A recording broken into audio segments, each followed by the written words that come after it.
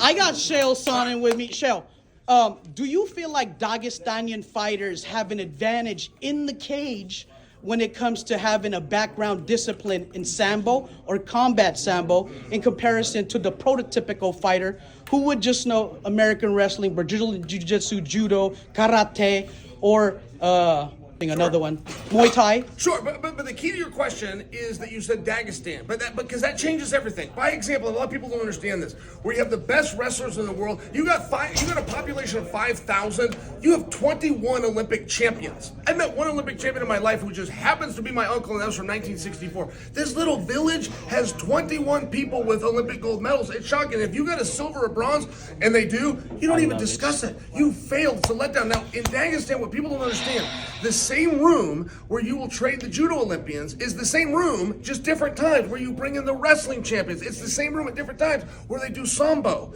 So that's the difference that people don't understand. So when these guys are always cross-training, all they have to do is show up to the same practice room, go change their same clothes. The coaches change, and the athletes come in. So instead of coming at 3 o'clock one day, you can start coming at 6 o'clock. Well, now you're practicing judo. Now you're practicing sambo. It's very different. That's one thing that most of the world doesn't understand. That's why when you use the word Dagestani, it changes my answer. And the answer is yes, it's an advantage. It's an advantage. Wow. CHAEL, any predictions going into fight night? Will we see a swapping of belts anywhere along that lineup? Main card mainly.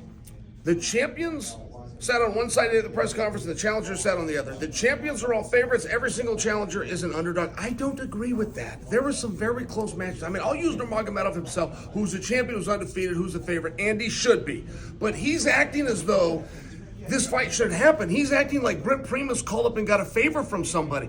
This wasn't a last-minute fight. This wasn't a, hey, Coker, I've been with you a long time. Give me one on my way out. It's a tournament, and he earned it the hard way over a killer who he stopped. This is the fight. Nurmagomedov's great. He understands a lot of things, but I don't think he understands the hardest round in sport. It doesn't matter if you're baseball, basketball, NCAA, Olympic Games, or the Grand Prix, is the semifinals. There are no easy matches in the semifinals. Are you saying, CHAEL Sonnen, are you saying it's unfair that Brent Primus is only a 700, plus 700 favorite, where Usman is almost 1,100 favorite?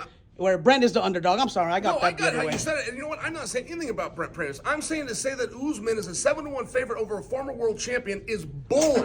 That world champion, by the way, beat Michael Chandler. That world champion beat Michael Chandler by stoppage in the first round at Madison Square Garden. That guy, whoever that guy is not a 7-1 dog over anybody. And CHAEL, everybody hates a hater.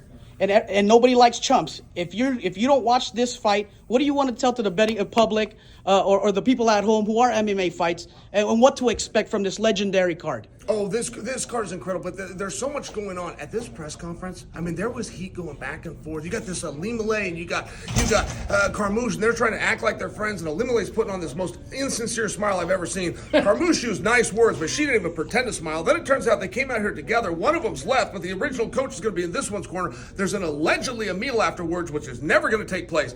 These two are fighting, and I will tell you, I've had to fight my friends before. It is the most competitive thing. You might go about it nicely, but you do not want to be at social events. Right. You don't want to be at class reunions. You don't want to be functions. You don't want to be in the same town where you can run into somebody who just whipped your ass. And CHAEL, one last thing. How many friends and family members have asked you for tickets, knowing that you might not even get free tickets? They got to go on the website and let them know where to find it, CHAEL. You want to know the only person that asked me to get tickets? My mom. And she does it at the last minute every time. And I told Coker this years ago. I have a ticket for my mom. Whether I ask her or not, he set his ticket aside for her. She's got a lifetime pass to Bellator. One last question. And when I say last, this is it. This is it, CHAEL. I've tricked you into a couple already. All right. When it comes to Tesla and Facebook, you got Zuckerberg and you got Elon Musk.